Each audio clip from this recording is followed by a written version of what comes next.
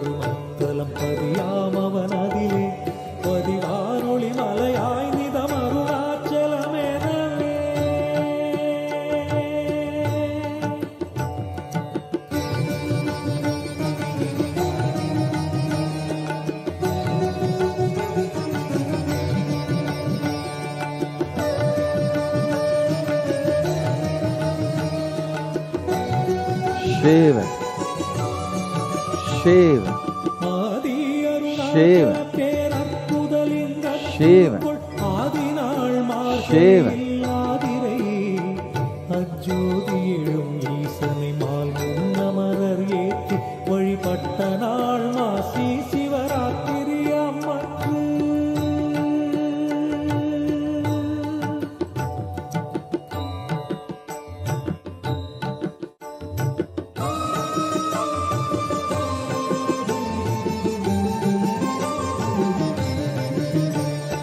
அங்கி உருவாயும் மொழி மங்குகிரியாக தங்களருளால் உலகம் தாங்குவதற்கன்றி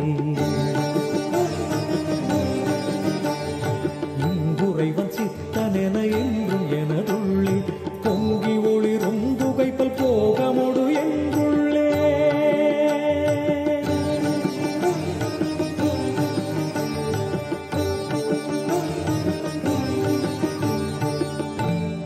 Shiva, Shiva,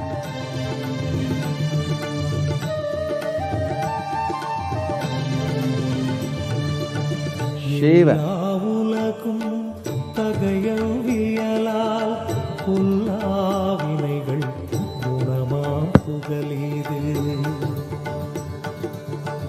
இல்லாத Shiva, எது கண்ணுறலால் Shiva, அருணாச்சலமாம் இதுவே எல்லாரும் Shiva, அருணாச்சலமாம் இதுவே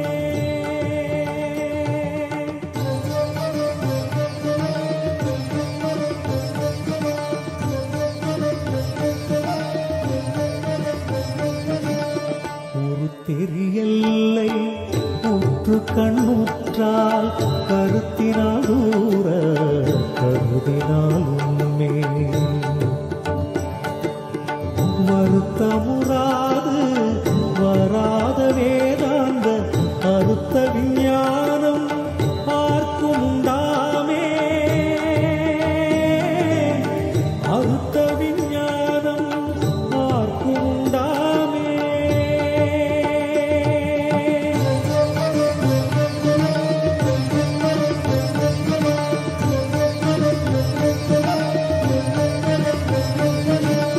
யோசனை மூன்றாம் இத்தலவாசற்கு ஆசருதி கையாதியின்றியுமின்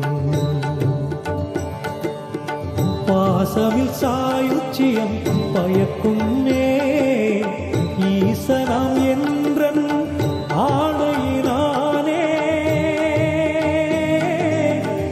ஈசனாம் என்றன் ஆணையினானே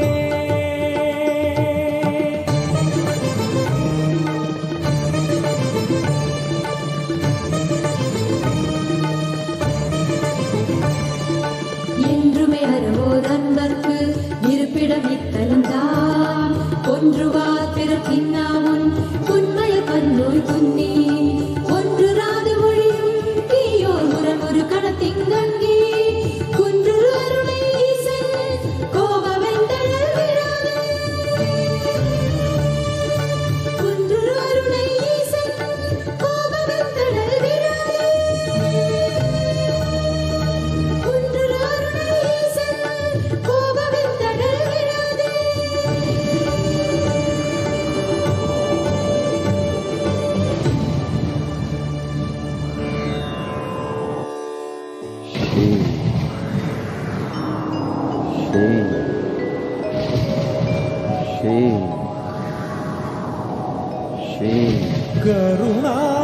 கருணார்ணவமாய் கருதக்கதினல் அருணாச்சல சிவமீரா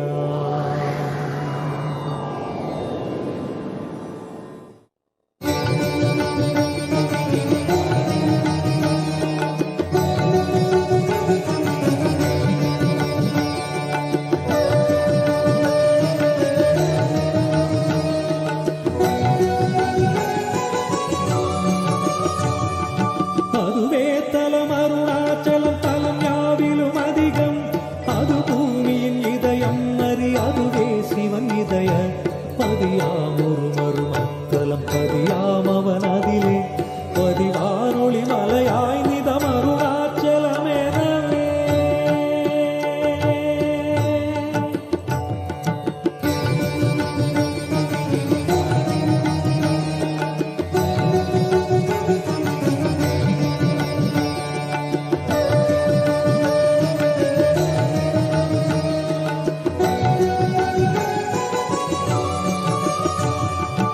ஆதி அருணாச்சல பேரற்புதலிங்கத்துருக்குள் ஆதிநாள் மார்கழியில் ஆதிரை அஜோதி எழும் ஈசனை மால் முன்னமரர் ஏற்றி வழிபட்ட நாள் மாசி Shivaratri அம்மற்று.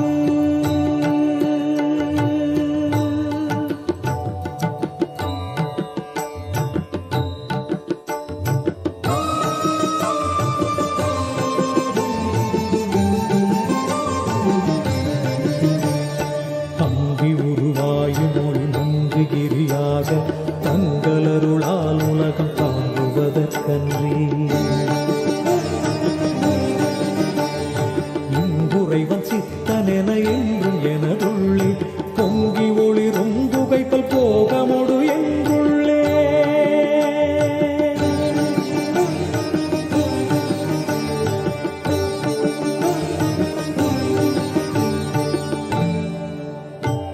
Let the sthiti, maintenance, sustenance dimension of Paramashiva manifest in everyone. எல்லா உலகும் Let samhara, rejuvenation dimension of Paramashiva manifest in everyone. Let prabhava, pulling out of delusion dimension manifest in everyone. Let anugraha, liberation dimension of Paramashiva manifest in everyone. Om Paramashivoham Shiva Shiva Shiva Shiva Shiva வருத்தமுறாது வராத வேதாந்த அறுத்த விஞ்ஞானம் ஆர்க்கும் உண்டாமே. அறுத்த விஞ்ஞானம் ஆர்க்கும் உண்டாமே. Shiva Shiva Shiva Shiva மூன்றாம் இத்தலவாக்கு Shiva ஆசருதி கையாதியின்றியுமின் பாசமில் சாயுச்சியம் பயக்குமே ஈசனம் என்றன் ஆணையினானே. Shiva ஈசனம் என்றன் ஆணையினானே.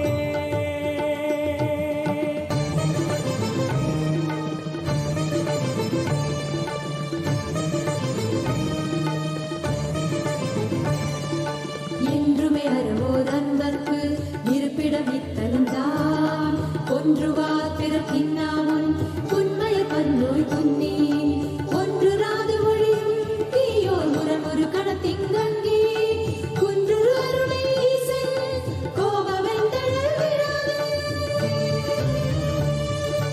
குன்று அருளை ஈசன் கோபவெந்தழல் விடாது குன்று அருளை ஈசன் கோபவெந்தழல் விடாது.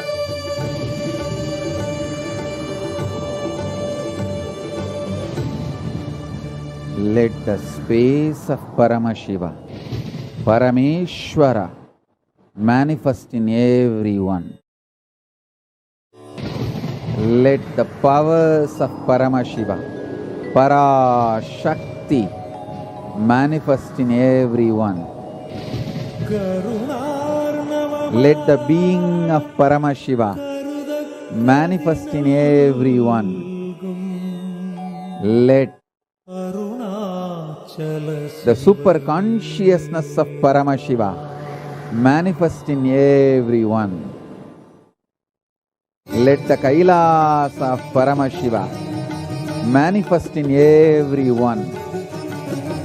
Shiva, Shiva, Shiva, Shiva, Shiva, Shiva. Let the Paramashiva Kundalini wake up in everyone. Shiva, Shiva, Shiva, Shiva, Shiva.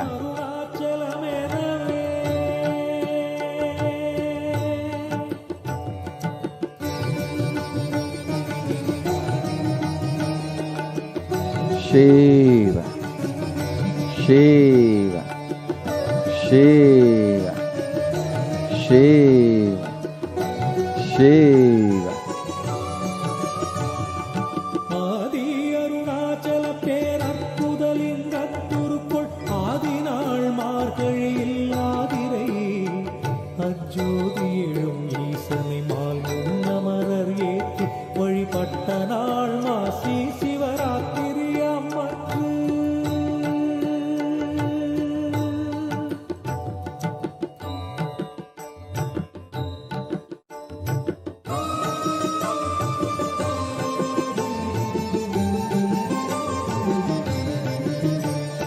அங்கி உருவாயும் மொழி மங்குகிரியாக தங்களருளால் உலகம் தாங்குவதற்கன்றி இங்குறைவன் சித்தனென என்றும் எனதுள்ளே பொங்கி ஒளிரும் புகைப்பல் போகமொடு என்றுள்ளே.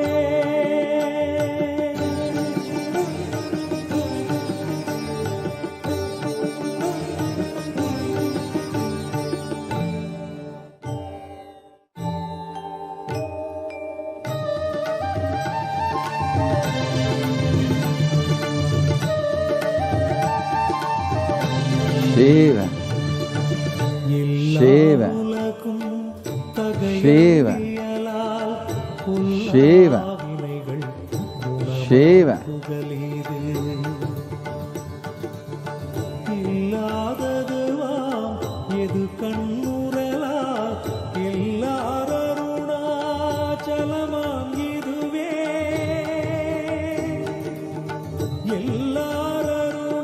எல்லாரருணாச்சலமாம் இதுவே.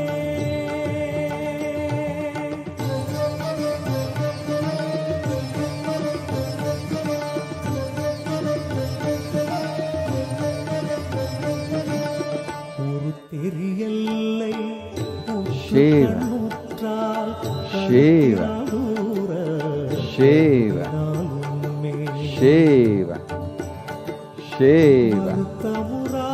Shiva, Shiva. Let Paramashiva's Kailasa, by the grace of Paramashiva, Ganapati, Nandi, all the gods and goddesses of Kailasa, open for everyone.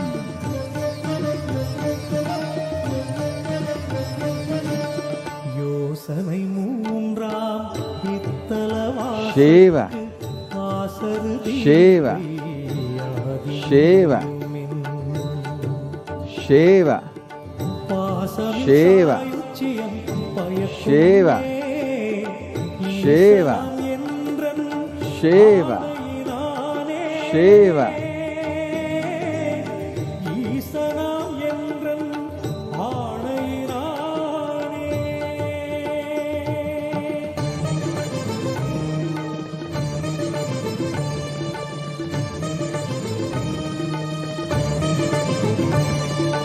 என்றுமே அறவோதன்பர்க்கு இருப்பிடம் இத்தலம்தான் ஒன்றுவார் பிறக்கின்னாமுன் உண்மைய பன்னோய் குன்னி ஒன்று ராது மொழியும் தீயோர் முரண் ஒரு கடத்திங்கங்கி குன்று அருணை ஈசன் கோபவெந்தழல் விராதன்